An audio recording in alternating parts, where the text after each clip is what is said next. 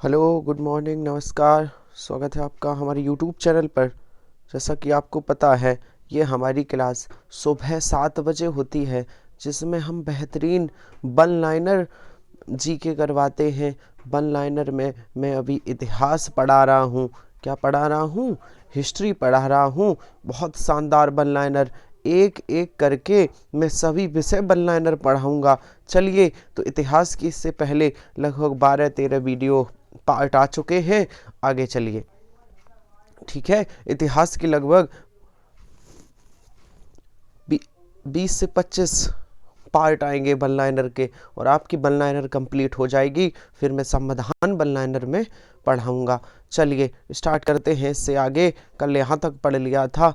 किसी का भी एग्ज़ाम देना है वन लाइनर के लिए, किसी का भी आप एग्ज़ाम दीजिए, ये वन लाइनर जी के आपके एग्ज़ाम में काम आने वाली है। ऑल कंपटीशन सब के लिए है। चलिए, हंटर आयोग की नियुक्ति किस घटना से संबंधित है? ये जलियांवाला बाग हत्याकांड से। किससे संबंधित है? जलियांवाला बाग हत्याकांड से। आगे चलिए, भारतीय स्वतंत्रता अधिनियम 1947 किस दिन प्रभावी हुआ? ये कब प्रभावी हुआ था? ये 15 अगस्त 1947 को। कब प्रभावी हुआ था? 15 अगस्त 1947 को। और आगे बताइए कि हिंदुस्तान सोशलिस्ट रिपब्लिक आर्मी का गठन किसने किया था? चंद्रशेखर आज़ाद ने किया था। किसने किया था? चंद्रशेखर आज़ाद ने।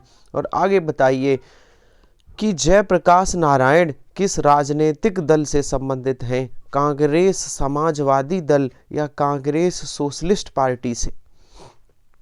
आप सिर्फ हमारी वन लाइनर क्लास सुनिए, सिर्फ सुनिए आप। आगे बताइए कि बाल गंगाधर तिलक को लोकमान्य की उपाधि किसने दी थी?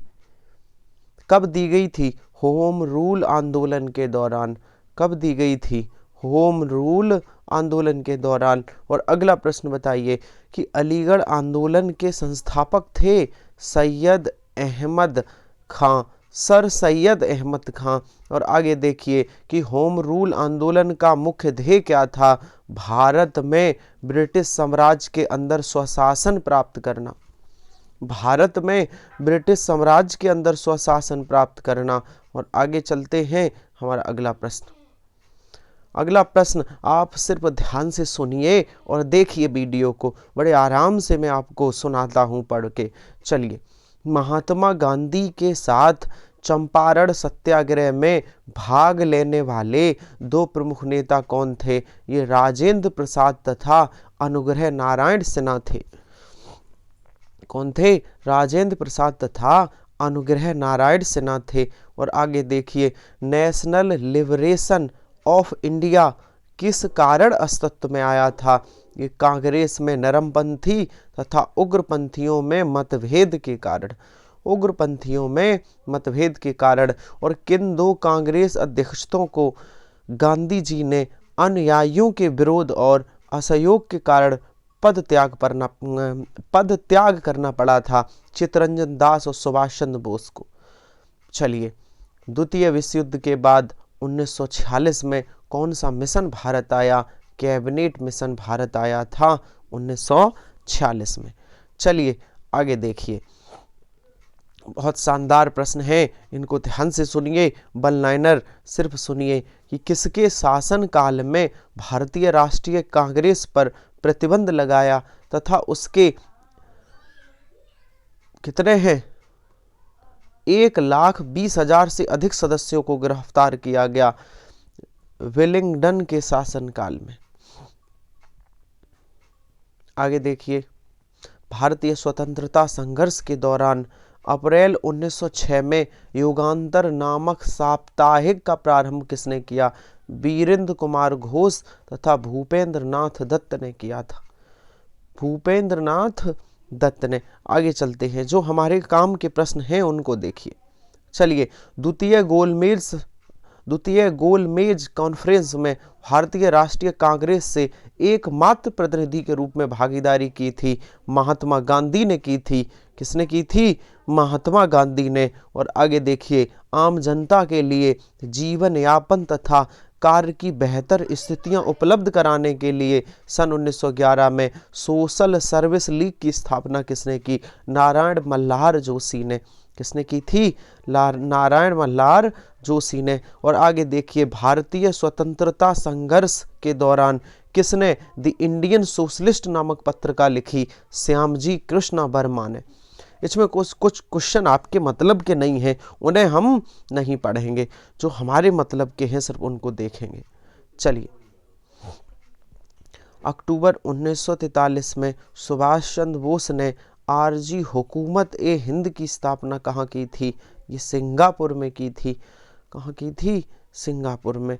आगे देखो, किस कांग्रेस अधिवेशन में मूलभूत अधिकारों तथा आर्थिक नीति पर प्रस्ताव पारित किया गया? कराची 1930 अधिवेशन में। आगे देखिए, अगला प्रश्न है कि 1876 में इंडियन एसोसिएशन की स्थापना से कौन संबंधित है? ये आनंद मोहन बोस तथा सुरेंद्रनाथ बनर्जी हैं। सुरेंद्रनाथ बनर्जी। भारतीय राष्ट्रीय कांग्रेस की स्थापना कब हुई? 28 दिसंबर 1885 को। चलिए, थियोसोफिकल सोसाइटी की स्थापना 1875 में किसने की? मैडम ब्लेटोस्की एवं कर्नल ओलकॉट ने।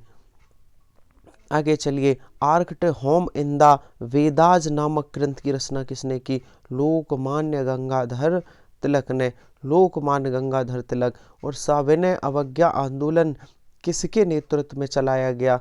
महात्मा गांधी के नेतृत्व में। किसके? महात्मा गांधी के।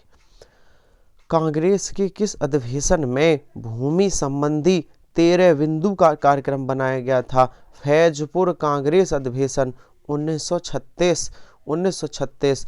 आगे बताइए कि महात्मा गांधी ने किसकी मृत्यु पर कहा था कि भारतीय सौर मंडल से एक सितारा डूब गया? लाला लाजपत राय की मृत्यु पर। चलिए, स्वाधीनता हमारा लक्ष्य है और हिंदुत्व ही हमारी आकांक्षा पूरी कर सकता है, यह कथन किसका है? अरविंद घोष का है। अरविंद घोष का है। और आगे देखिए, कांग्रेस सम्मेलनों को शिक्षित भारतीयों का वार्षिक राष्ट्रीय मेला कहकर किसने कांग्रेस की आलोचना की? लाला लाजपत राय ने। और भारतीय राष्ट्रीय कांग्रेस के त्रिपुरी अधिवेशन 1939 में सुभाष चंद्र बोस को कांग्रेस का अध्यक्ष चुना गया। यह त्रिपुरी कहाँ है? जबलपुर में है। कहाँ है? जबलपुर में। चलिए आगे बताइए, हमारे आगे प्रश्न हैं, इनको देखिए। बहुत बेहतरीन वन लाइनर, आप बस ध्यान से सुनो, मैं शानदार क्लास लेकर आता हूँ। चलिए, लंदन इंडिया हाउस की स्थापना किसने की? श्यामजी कृष्ण वर्मा 1905 में। श्यामजी कृष्ण वर्मा 1905 में। भारत विभाजन के समय ब्रिटिश भारत के किस प्रांत ने एक संयुक्त एवं स्वतंत्र अस्तित्व के लिए योजना सामने रखी? पंजाब ने रखी थी। किसने रखी थी? पंजाब ने। आगे देखिए, भारत विभाजन के समय ब्रिटिश भारत के किस एक प्रांत ने एक संयुक्त एवं अस्तित्व योजना बनाई रखी? पंजाब ने। वही प्रश्न डबल बार है। आगे देखो, किसका कथन है कि एक देश के लिए स्वराज परम आवश्यक है और सुधार अथवा उत्तम राज्य इसके विकल्प नहीं हो सकते? लाला लाजपत राय ने। चलिए, चंद्रशेखर आजाद का जन्म कहाँ हुआ था? उन्होंने प्रारंभिक शिक्षा कहाँ ग्रहण की? उनका जन्म बादरका, उन्नाव, उत्तर प्रदेश। प्रारंभिक शिक्षा झाबुआ, मध्य प्रदेश में हुई थी। चलिए आगे देखिए, किस समाज सुधारकों के प्रयत्नों के फलस्वरूप 1891 ईस्वी में सम्मति आयु अधिनियम पास हुआ, जिसमें 12 वर्ष से कम आयु की कन्याओं के विवाह पर रोक लगा दी? पारसी सुधारक VM माला बाबरी। चलिए, बहुत शानदार वन लाइनर प्रश्न है, आप डेली इनको करिए सुबह 7 बजे। दक्षिण अफ्रीका से लौटने के पश्चात गांधी जी ने प्रथम सफल सत्याग्रह कहाँ किया था? ये चंपारण में किया था। कहाँ किया था? चंपारण में। और भारत विभाजन के सिद्धांत को सर्वप्रथम किस नेता ने स्वीकार किया? चक्रवर्ती राजगोपालाचारी ने। चक्रवर्ती राजगोपालाचारी ने। आगे बताइए कि प्रेस पर सभी प्रतिबंध किसके समय में समाप्त किए गए? चार्ल्स मेटकॉफ के समय में। और स्वर्ण हिंदुओं की फीसीवादी कांग्रेस कहकर कांग्रेस का चरित्र निरूपण किसने किया? मोहम्मद अली जिन्ना ने किया। किसने किया? मोहम्मद अली जिन्ना ने। चलिए आगे चलते हैं। बहुत ही जीके के शानदार प्रश्न हैं, इतिहास के वन लाइनर। किसी का भी एग्जाम आप दे रहे हो तो ये हमारी वन लाइनर सीरीज जरूर करिए, मैं सभी विषय एक एक करके करवाऊंगा। चलिए, गांधी जी ने भारत में प्रथम उपवास किस घटना के संबंध में रखा था? ये अहमदाबाद की मिल मजदूरों के समर्थन में हड़ताल के विरोध में। असहयोग आंदोलन के दौरान में अलीगढ़ किस राष्ट्रीय शिक्षा संस्था को स्थापित किया गया था? जामिया मिलिया इस्लामिया। आगे देखिए, पूर्ण स्वराज दिवस सर्वप्रथम कब मनाया गया? 26 जनवरी 1930 ईस्वी को। कब मनाया गया? 26 जनवरी 1930 को। और किस स्वतंत्रता सेनानी को 1908 ईस्वी में अलीपुर सेंट्रल जेल में फांसी दे दी गई? खुदीराम बोस को। और आगे बताइए कि जलियांवाला बाग हत्याकांड के विरोध में किस भारतीय ने वायसराय की कार्यपरिषद से त्यागपत्र दे दिया था? सर शंकरन नायर ने। किसने दिया था? सर शंकरन नायर ने। और बाल गंगाधर तिलक को भारतीय असंतोष का जनक किसने कहा था? वैलेंटाइन सिरोल ने कहा था। चलिए आगे बताइए, स्वदेशी आंदोलन सबसे पहले कब आरंभ हुआ? बंगाल विभाजन के विरुद्ध प्रारंभ हुए आंदोलन के समय हुआ था। जब बंगाल विभाजन हुआ तभी स्वदेशी आंदोलन। चलिए, रोलेट एक्ट का उद्देश्य क्या था? मुकदमा चलाए बिना किसी भी व्यक्ति को नजरबंद करना। चलिए, किस योजना के अंतर्गत ब्रिटिश सरकार ने भारत छोड़ो तथा भारत के विभाजन की घोषणा की? माउंटबेटन योजना के अंतर्गत। आगे देखिए, सन 1905 ईस्वी में विभाजन की घोषणा का वास्तविक कारण क्या था? बंगाल के राष्ट्रीय आंदोलन को विघटित करना। अहमदिया आंदोलन का प्रारंभ कहां से हुआ? ये पंजाब से हुआ। कहां से हुआ? पंजाब से। आगे चलिए, चौरी चौरा कांड कौन सा आंदोलन समाप्त हो गया था? ये असहयोग आंदोलन समाप्त हो गया। जब चौरा चौरी कांड हुआ तो असहयोग आंदोलन को गांधी जी ने समाप्त कर दिया, वापस ले लिया। कांग्रेस ने गोलमेज सम्मेलन की किस एकमात्र बैठक में भाग लिया? दूसरी बैठक में भाग लिया था। और 1857 के राष्ट्रीय विप्लव की कुचलने में किस बाहरी ताकतों ने अंग्रेजों की मदद की? ये नेपाल ने की थी। किसने? नेपाल ने। अलीपुर केस में सरकारी गवाह कौन बन गया था? नरेंद्र घोष। और आगे बताइए, किस आंदोलन में कृषक एवं छात्रों ने एक साथ भाग लिया था? भारत छोड़ो आंदोलन में। किसमें? भारत छोड़ो आंदोलन में। और डॉक्ट्रिन ऑफ पैसिव रेजिस्टेंस ये किसकी है? यह रचना किसकी है? ये अरविंद घोष की है। और आगे चलिए कि भारतीय राष्ट्रीय आंदोलन के दौरान भारतीय राजनीति का शांतिकाल किस अवधि को कहा जाता है? प्रथम विश्व युद्ध काल को। किसे कहा जाता है? प्रथम विश्व युद्ध काल को। और all India depressed classes association नामक संस्था की प्रतिस्थापना किसने की? BR अंबेडकर ने जी ने की थी। और आगे चलिए कि जवाहरलाल नेहरू के विरुद्ध बॉम्बे घोषणा पत्र बॉम्बे 21 किस प्रमुख पूंजीपति के हस्ताक्षर नहीं थे? घनश्याम दास बिड़ला के नहीं थे।